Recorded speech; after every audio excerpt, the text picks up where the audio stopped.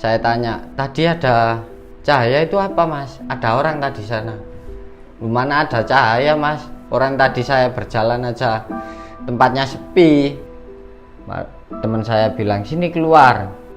Saya terkejut mas pas keluar itu. Seluruh tenda saya dalam lingkaran itu semuanya sudah ada 2 dupa yang tertancap. Mas, mendaki cuma 3 orang. Iya mas, 3 orang. Lah itu yang di depan ada 1 orang cewek mas, bukan temennya ta? Bukan mas, saya nggak kenal. Dan dari perizinan saya pun nggak ada pendaki lain. Selamat malam dan selamat datang di Horny Channel. Bersama saya Rudi dan di samping saya ada partner klimaks yaitu Mas Arifin. Halo Mas Arifin. Halo mas Rudi. Gimana kabar hari ini Mas?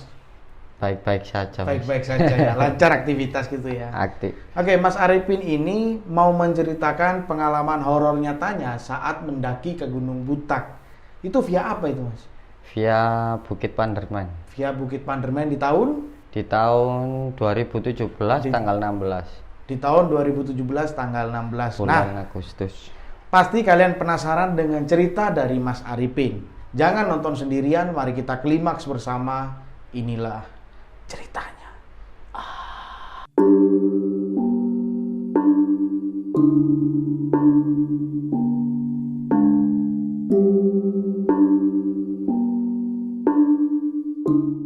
Assalamualaikum warahmatullahi wabarakatuh. Nama saya Arif.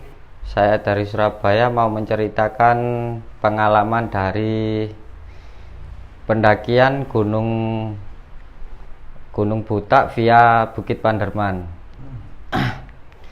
Di awal tanggal 16 Agustus 2017 saya merencanakan mau mendaki Gunung Butak melalui Bukit Panderman. Saya berencana itu 4 orang. Di waktu pendakian itu saya mau ke Gunung Arjuna Ulirang itu mas. Rencananya ya. Lah berhubung 2 teman saya ini ada kemunduran untuk tidak mau ikut, saya berencana untuk naik Gunung Butak ini 2 orang saja bersama teman saya Hewo. Iya. Nah itu saya berangkat dari Surabaya pukul 10 malam.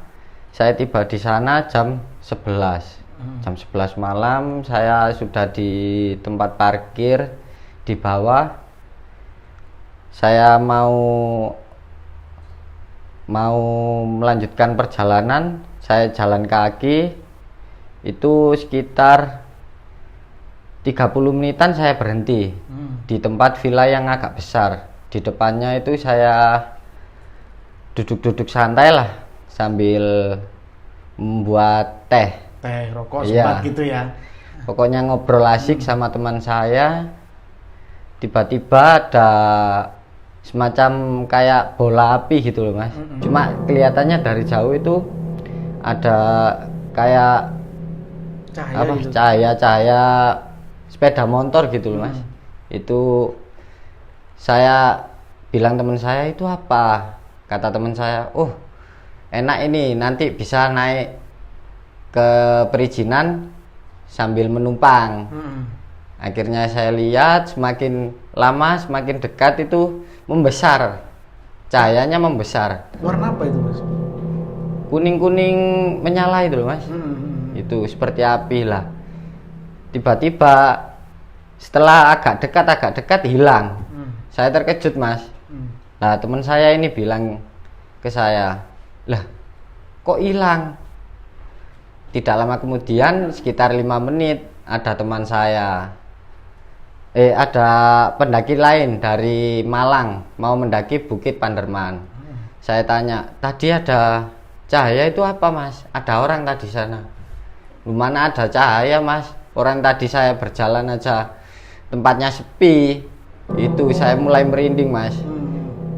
Lah tadi cahaya apa yang di situ? Nggak ada cahaya mas, itu rumah kosong.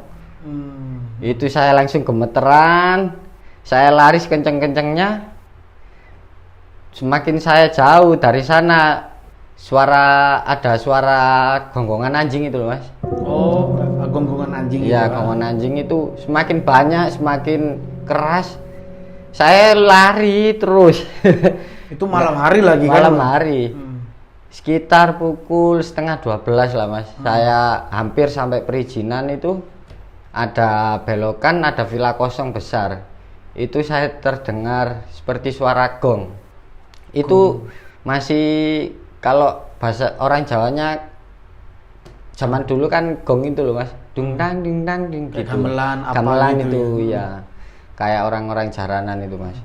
Itu semakin dekat ke villa itu kok semakin terdengar suaranya. Saya bilang ke teman saya, kamu nggak dengar? Kata teman saya, ya dengar. Lah terus ini apa ya? Padahal itu villa kosong. Lah dari situ saya cuma berpikiran positif aja, saya mau ndaki, nggak mau cari masalah di sini. Saya cuma minta izin, saya mau ndaki. Ya itu saya langsung berjalan demi gigit. Itu suara itu semakin hilang Mas, semakin hilang sampai perizinan. Saya di sana bilang teman saya, gimana ini kelanjutan pendakiannya? Ya udah kita trek aja malam. Nah, berhubung tadi saya kan sudah mendapatkan warning lah gitu ya. Aneh lah, kejadian-kejadian aneh itu sudah 2 kali. Saya bilang ke teman saya, sudahlah, besok pagi aja kita lanjut, kita tidur di perizinan aja. Besok kita daftar langsung mendaki. Oke, akhirnya biasa lah Mas, kita tidur di padepokannya, kita tidur. Langsung paginya sekitar jam 6:30 pagi saya mengisi daftar. Itu saya diberitahu sama yang pos perizinan bapaknya yang nulis data-data itu. Saya diberitahu tentang larangan pantangan-pantangan untuk daki. Diberitahu ya, saya seperti biasa cuma bilang iya Pak, baik, saya akan mencoba hati-hati. Lalu saya sama teman saya ndaki. Itu trek itu sekitar 7:30 pagi Mas.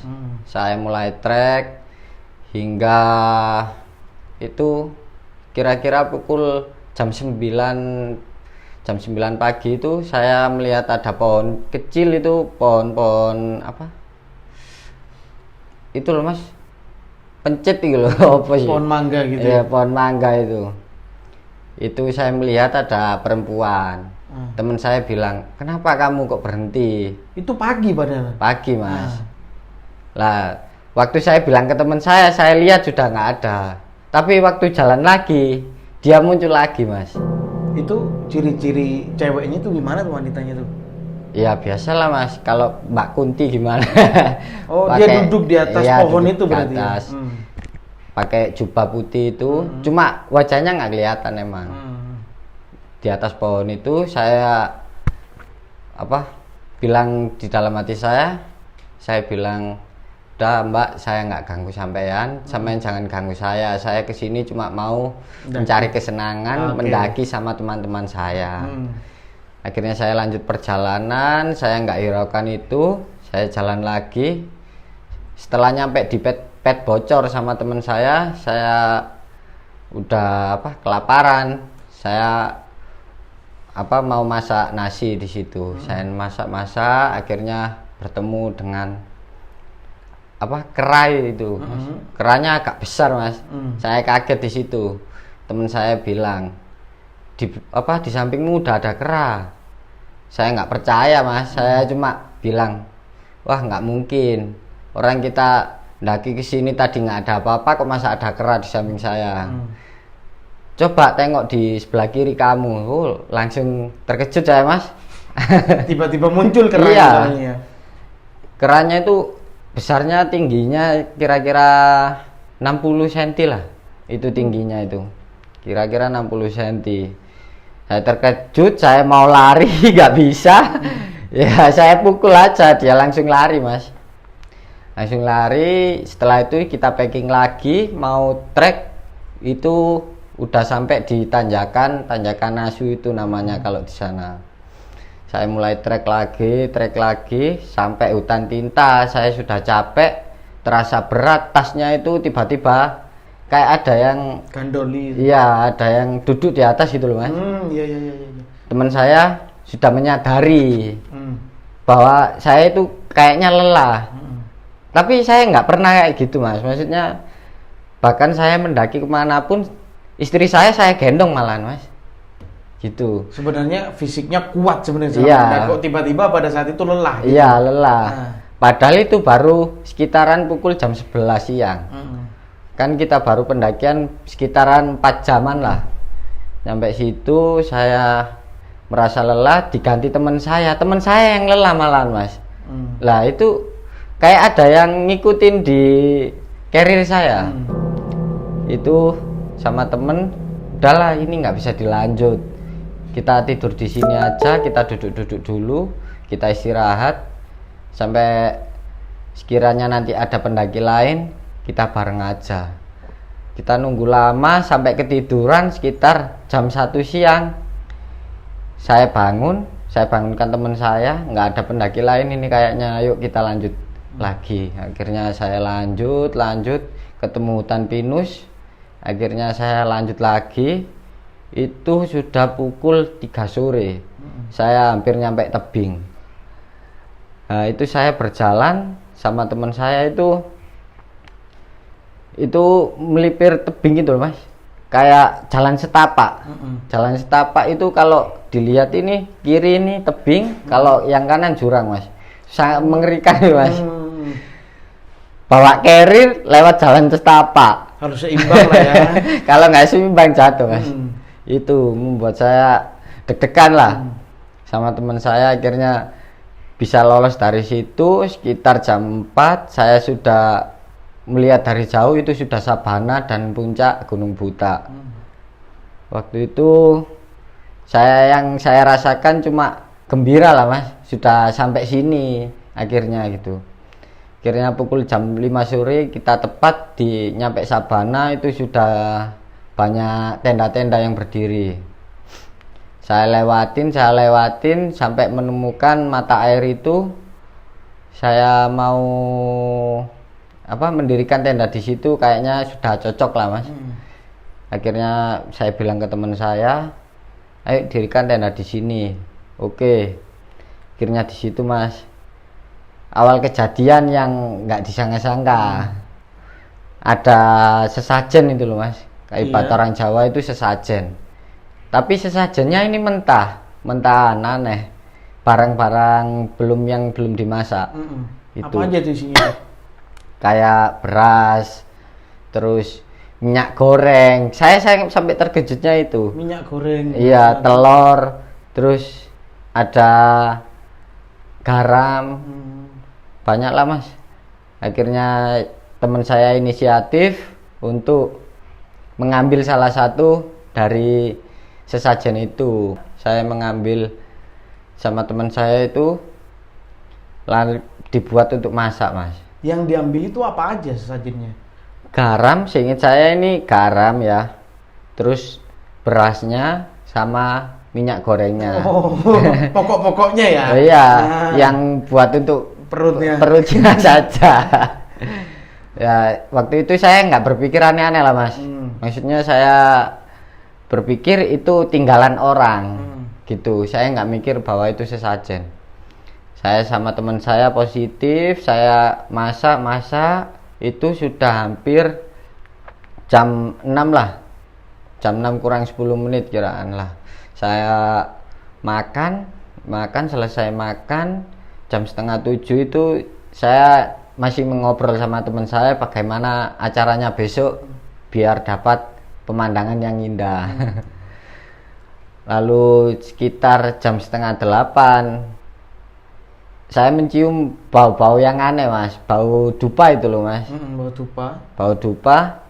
Lah teman saya kasih kode, kamu nggak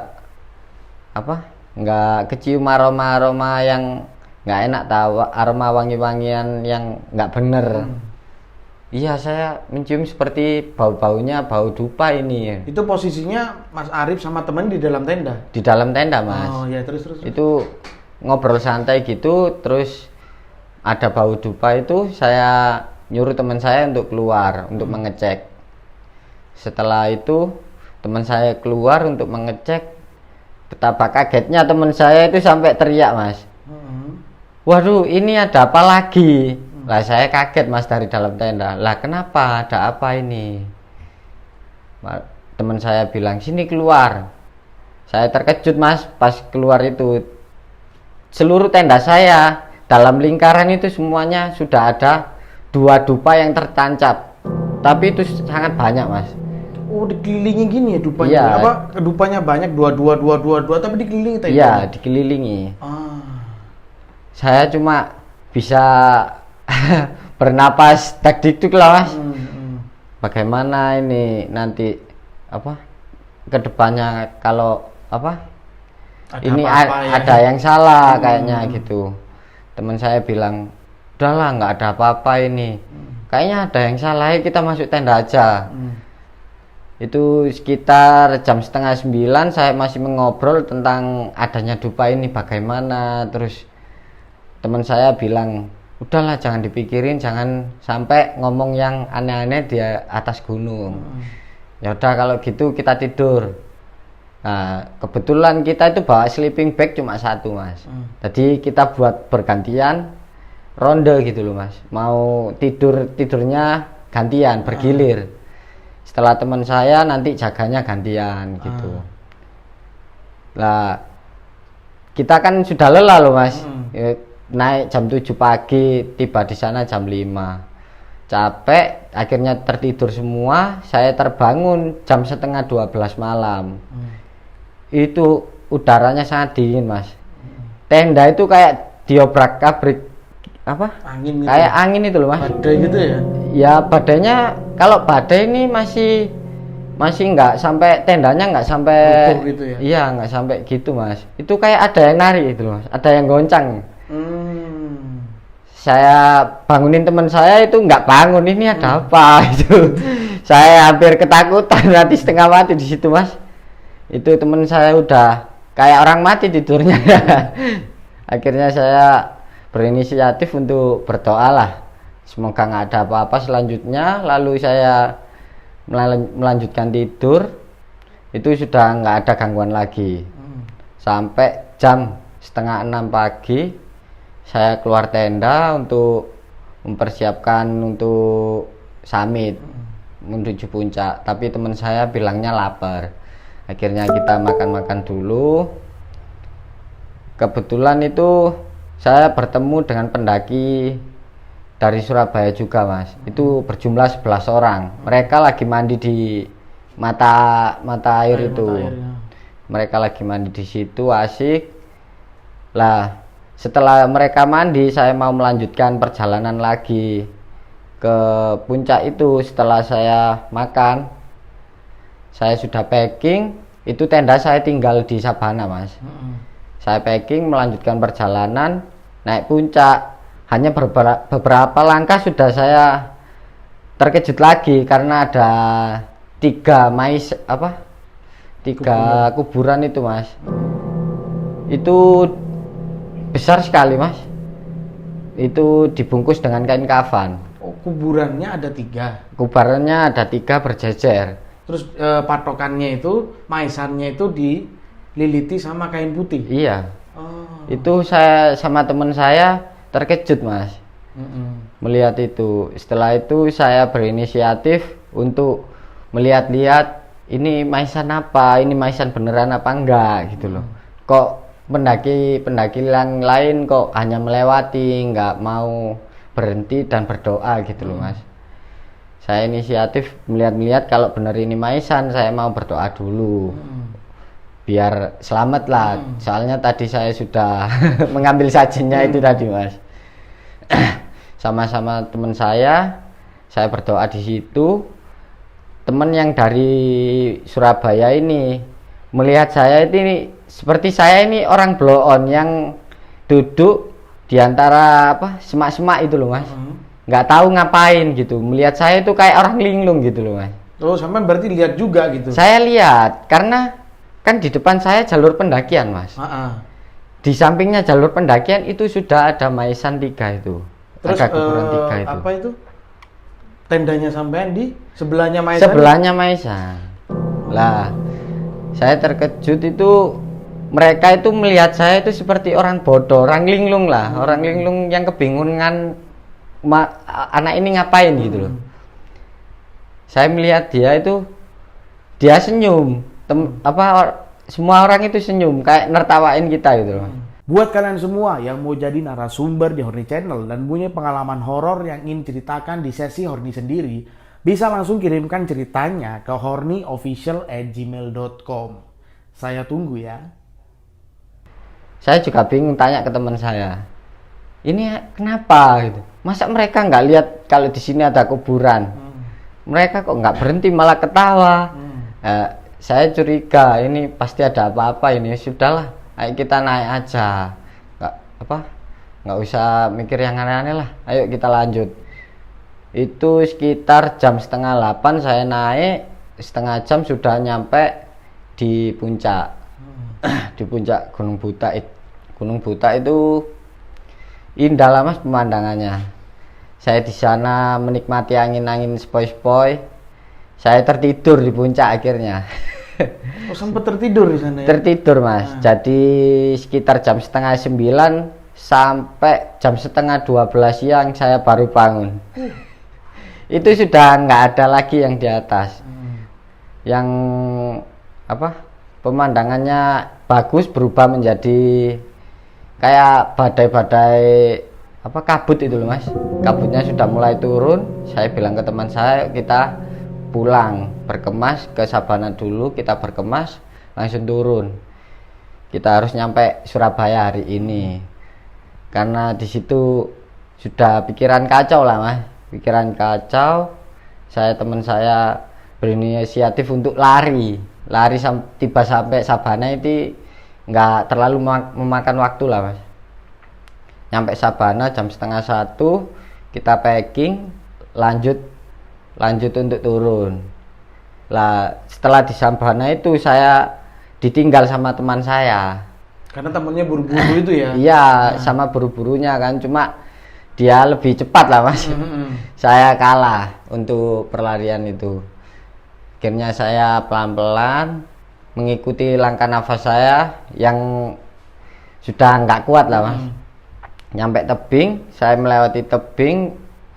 Habis itu hutan pinus kan Mas. Hutan pinus itu baru saya melangkah sekitar 10 langkahan itu saya menoleh ke sebelah samping saya ini sudah ada wanita Mas. Saya kaget. Itu wanitanya itu tingginya sekitar 170-an lah Mas. Oh, tinggi berarti ya? Iya, tinggi lah. Saya kurang tinggi. Itu dia memakai pakaian yang perlengkapan gunung itu loh Mas. Oh, sangat lengkap. Pemakaian alat pendaki perlengkapan lah. Iya, pokoknya lengkap semua gitu lengkap ya? Itu. Cuma wajahnya gak tertutup sih, cuma pakai slayer gitu yang di sini, di bawahnya mulut itu pakai slayer. Lah saya tanya, "Mbak, daki sendirian?" "Iya Mas." Saya bilang, "Mbak, di atas sudah nggak ada orang loh. Sampean kalau daki sendirian nanti berbahaya di atas." "Nggak apa-apa Mas."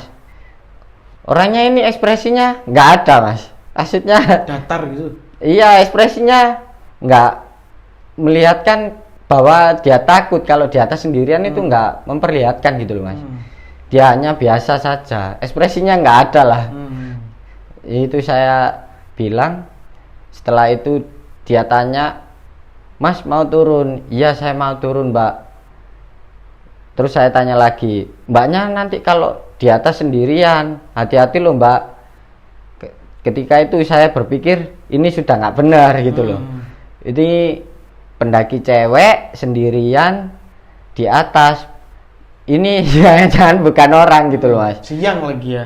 Iya siang. Siang nyampe ke mana puncak sekitar sore lah mungkin ya. Iya. Turun ya malam pastinya. Iya kan? Pasti. Nggak mungkin lah untuk dia untuk TikTok gitu.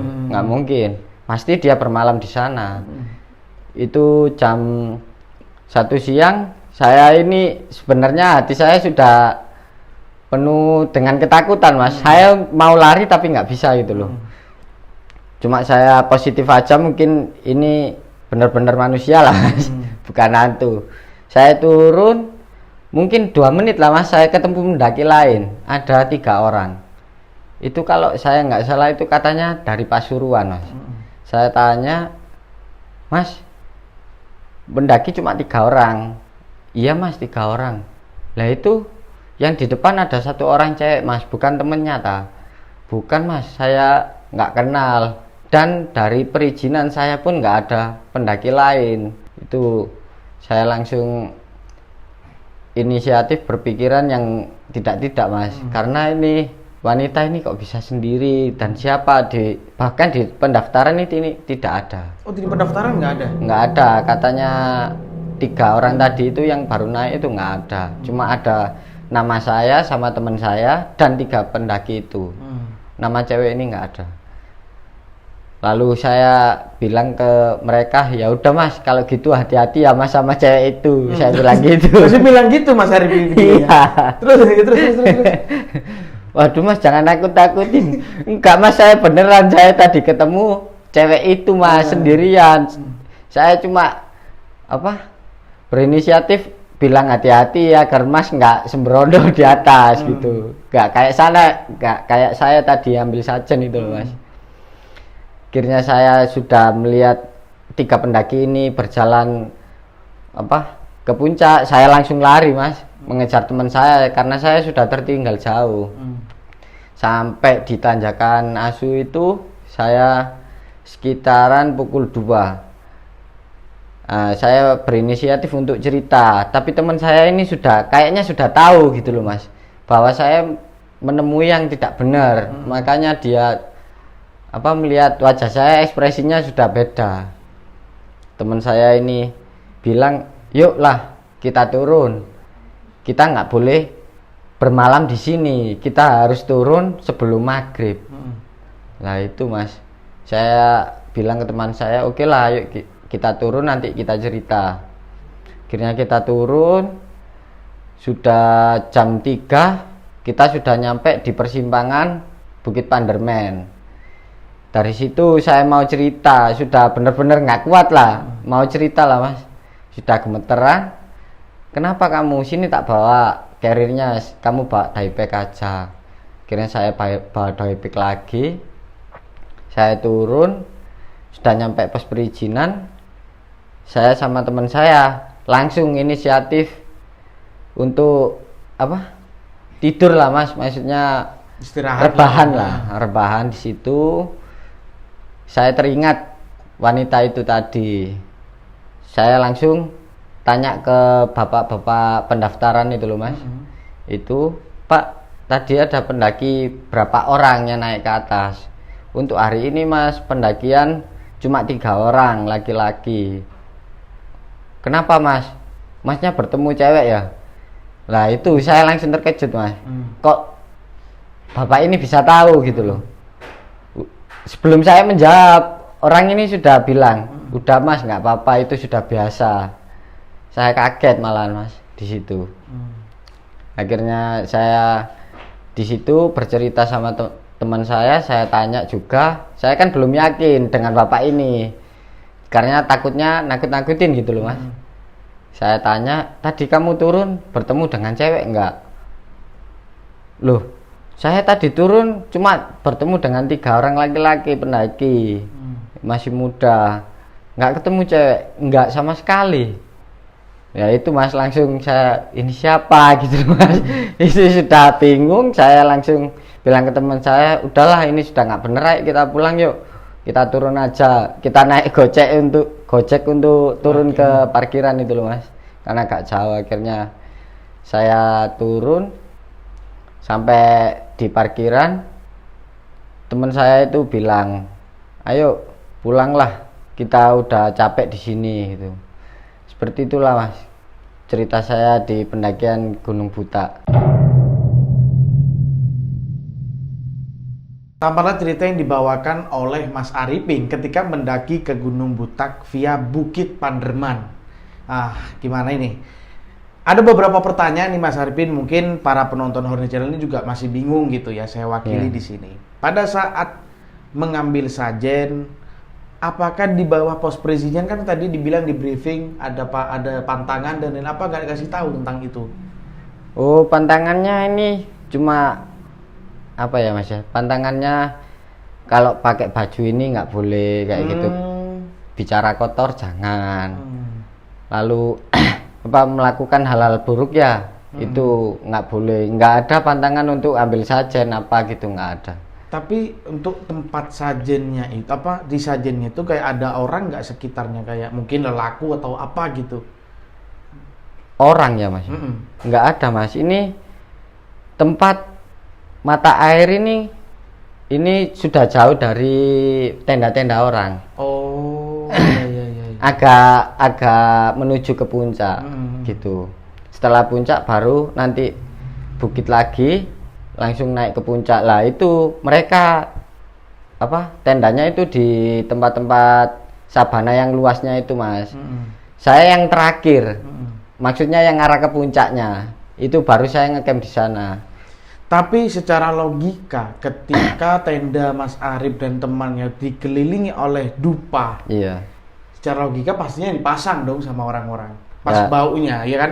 Bau dupa wangi-wangian itu nggak mungkin mengarah ke tempat Mas Arifin aja. Pasti sebelah-sebelahnya tenda-tendaranya pasti kena kan? Iya. Itu lainnya nggak ada apakah kan pastinya itu kayak tenda lain itu kan pastinya, lu Mas kok bau dupa, kok apa kan gitu pastinya kan. Itu nggak ada kayak gitu.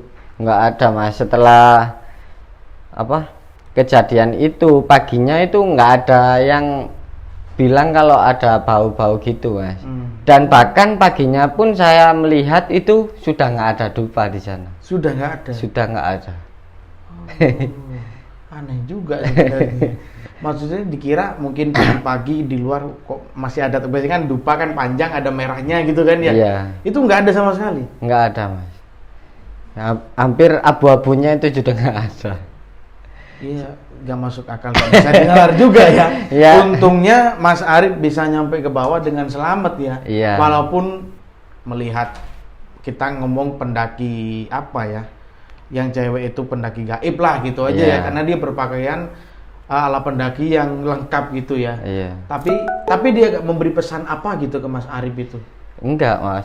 Cuma tanya aja gitu aja. Sekedar ngobrol, dia pun juga ekspresinya cuek, bahkan dia nggak ada ekspresinya lah Mas, ekspresinya biasa.